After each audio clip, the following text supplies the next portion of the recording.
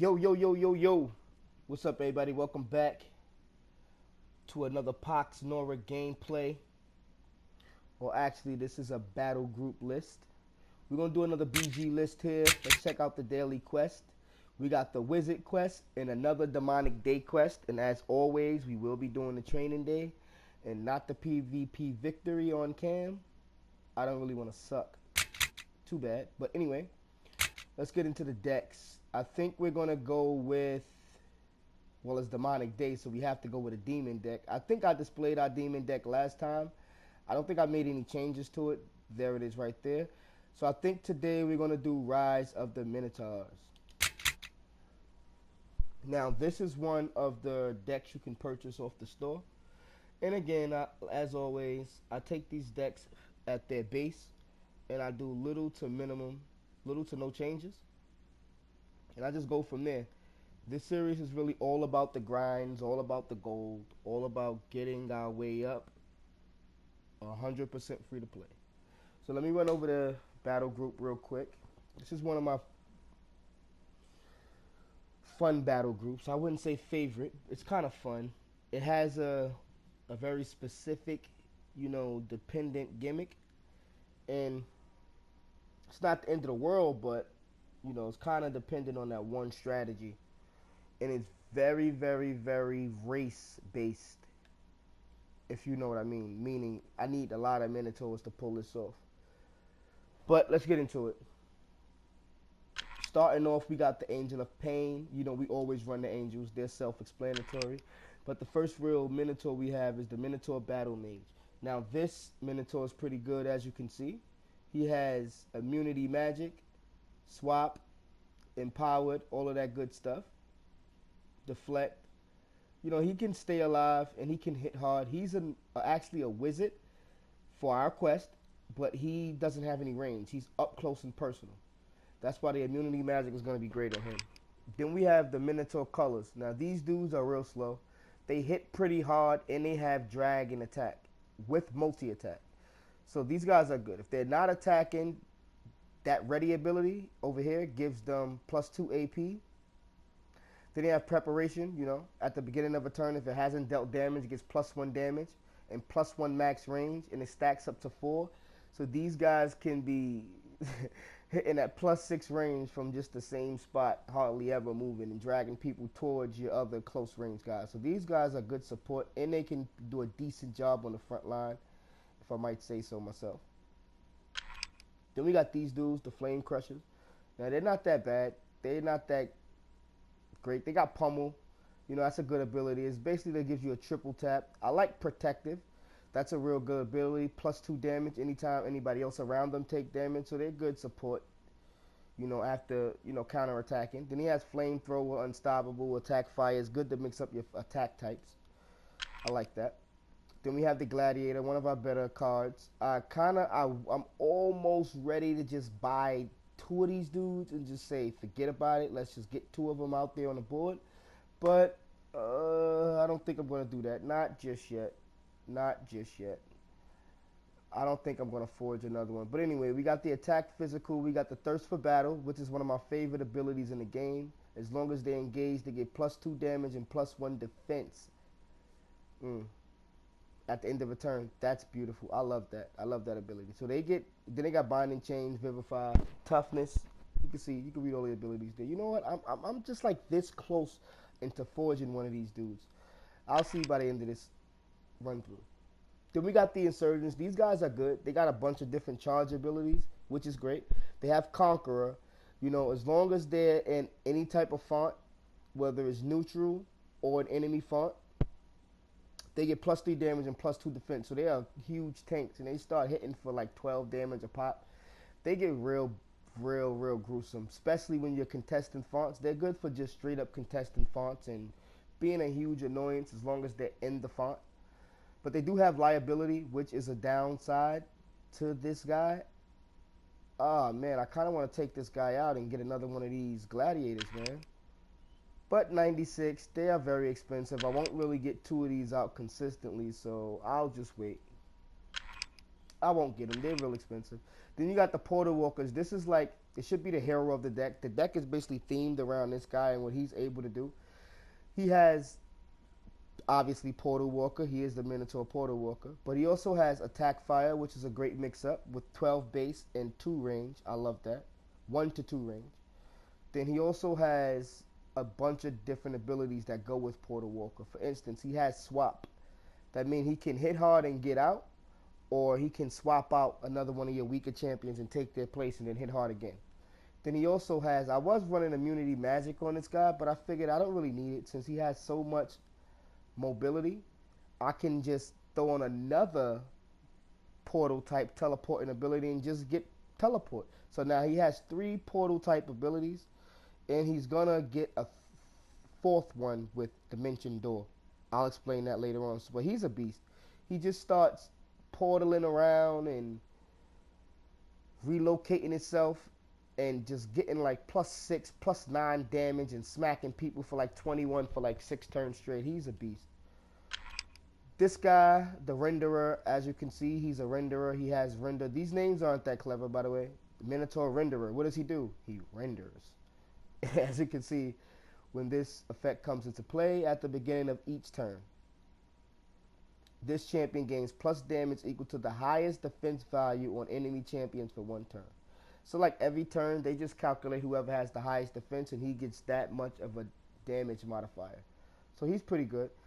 He basically nullifies their defense of anybody he's facing, especially if they have high defense. He just nullifies everybody's defense. If somebody has 2 or 3 defense, he basically can smack through everybody's defense at that point with the Renderer ability. Then he has Fellowship. I like this ability. You know, when a friendly champion comes into play, he heals for 4. He's another good guy to craft because, you know, he's real resilient. He keeps himself alive, and he gets his own damage modifier, and he has Crushing Blow. It's basically a status effect on a regular attack. You don't have to do an ability to get this attack off. I love that. Amazing. And he's real cheap, by the way. Then we have the Sentries. Now, the Minotaur Sentries, these guys summon the Dimension Door relic, which is very, very important. They have Detection, which is good, and they have Evasive, which is great. They take 50% less damage from melee attacks. They don't really have no damage modifiers, but they do got this axe throw that can give a debuff with 2 to 5 range, so they have a little bit of range on them. They have the detection, but their main job is to put down this Dimension Door. I'll show you what the Dimension Door does in a second. So I have 2 of them because they're staples in this deck. They're kind of expensive. It kind of makes me want to go Evasive 1 on my other Minotaur, but no, I'll keep them at that price. Then we have the Stokers, you know, more fire attack. They got they got a little bit of range. They also have a little bit of damage. They're not that great at damage, but they have this attack physical and Flame Nova. I'm not going to use Flame Siphon because, you know, I don't really want to be damaging my champions with just every ability I have. I am going to use that to my advantage, but just not yet. Okay. Now, he also has Logistic Speed because this is a real slow. You know what? I'm going to give him Initiative. I like this Initiative thing because when you're defending a font, it's good to have Initiative because you can place a guy down and immediately start moving and attacking. So I think I'm going to go Initiative on these guys. I like that. And it makes them slightly cheaper. No, it actually makes them more expensive. So I'm going to leave it at that. Then we have the Thunder Axe here. This guy, again, switching up the attack types. He has Electricity for attack, equipped Thunder Axe, which he comes equipped with the Thunder Axe. He has the stat boost. I went stat boost speed because, you know, all of our champions are real slow. I could go Glorious Leap and make him, you know, I think I am going to go Glorious Leap because it does do the Awestruck for 2 turns, right? Yes, it does do the Awestruck. So, okay, I'll do Glorious Leap, make him a little bit cheaper. And I'm going to show you why I don't really need the stat bonus speed in a second. But then he also has multi-attack. I would go Relic Guardian with this dude to make it so that, you know, as soon as he pops out of a portal or near a portal, he gets +4 damage and +2 defense as long as he was in 3 spaces of a friendly portal. And I do want to keep my portals alive. I might make him the Relic Guardian, but he's an important multi-attacker for our front line, so I think I'm going to leave him there. I could do relocate relic so you can relocate them, but it's good to have 2 of those. I don't really like that one. It's too random, that move. Then we go to our last Minotaur, Regal Presence. This gives all friendly champions loyalty, and you know loyalty is a damage modifier. It gives plus damage to, you know, when you have a certain amount of people from the same race. Then he has Assault. That means you can't disengage from this guy without taking a free hit. He has Trample, meaning when he does engage, he does damage to them. He has Charge, meaning he can close the gap and do damage while he's doing so. Then he also has Exertion 1. I really didn't want Exertion 3, just making him 2 points more expensive. I'm not going to use this ability much. It's similar to another ability I'm about to show you guys, but it's way worse. You lose 8 HP with this one, and you only gain 1 AP. Alright? That's permanently, but I'm going to show you something else that's a little more cooler. The other 2 cards that are not Minotaurs in the deck, we have the Nefari Messenger. Obviously, I showed you this guy in the last deck tech, or this chick. Actually, she's a great support. She has Life Siphon. I mean, she keeps herself alive, but the most important thing she have is Initiative, which is cool. Regeneration, like I said, she keeps herself alive, and she has Drive. Now, with such a slow deck, I think I have 2 champions with speed 7. And, you know, they just standalone champions that their job is really to just defend. What's the name? They're not going to be doing a lot of moving around the map. Their job is to stay at home at the fonts. So their speed's not going to come into play when it comes to movement. Maybe attacking, but this is what I like. We have the Drive here. As you can see, you just take away 2 HP and they get 2 damage and 1 speed. So that 1 speed for the 8 HP before is not really worth it. So I'll just use this on all of my slower creatures. And you can't double drive, obviously. And this ability has a pretty short cooldown. That's why I'm running both of them, so I can just keep constantly driving these dudes. Now let's go over some of the spells. This is a teleporting type deck, so why not run Banish? As you can read that. It just gets a guy out of there for a couple of turns. Then I'm running Categorize, single target fire damage spell. I am running 1 Fire Blast. It's always good to have some sort of AoE in it charge.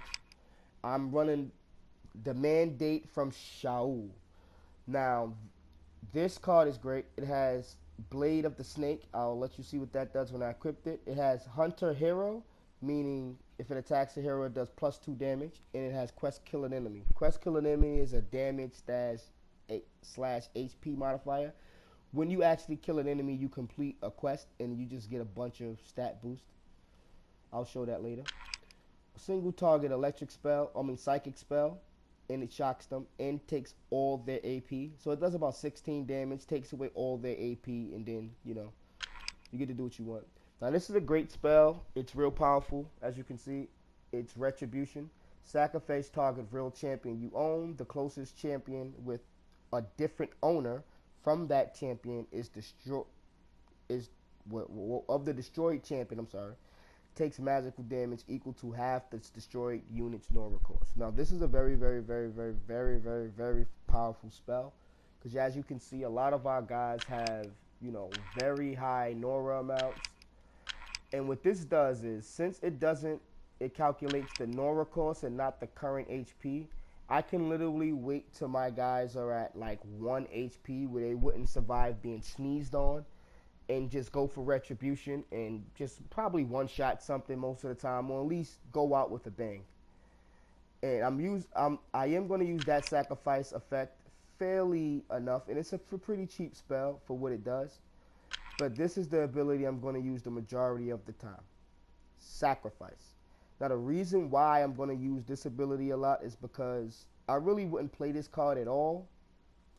But then I started reading it and I'm like, this card is real good.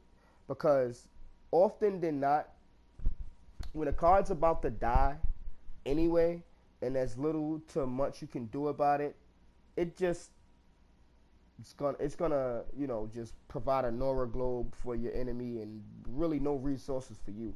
So why not just start sacrificing them and getting majority of that Nora back to immediately redeploy that turn, opposed to waiting to possibly recover your stolen Nora globe or something of that nature. But then I started thinking about, this is a great way to complete wait for it. This quest, the Nora War quest. Generate 100 or more Nora from spells and abilities.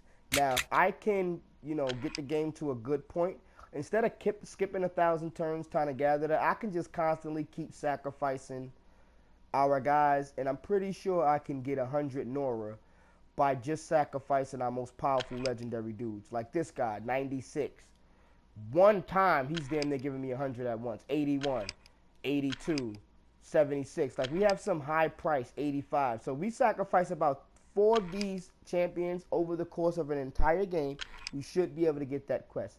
Hands down. And that would be great. Then we have the Dimension Door. Of course, we run in Shaul. We are running Nightblade with Siphon, Aura, and Strike. Goes through defense. I like that. Then we also have the Scepter of Onus. This is just a little equipment to throw in to give us more versatility. It has Radiant Blow, Flame Burst, and Weightley. It does have a little, it's kind of a significant default. But you could honestly just put this on a ranged character and not really deal with, the bullshit as much of the Weightley. But anyway, that's the battle group. And stay tuned for some games, and I'll see you in the next part. It's your boy D before me. Like, comment, subscribe. And you already know, man. I'm out. Bow!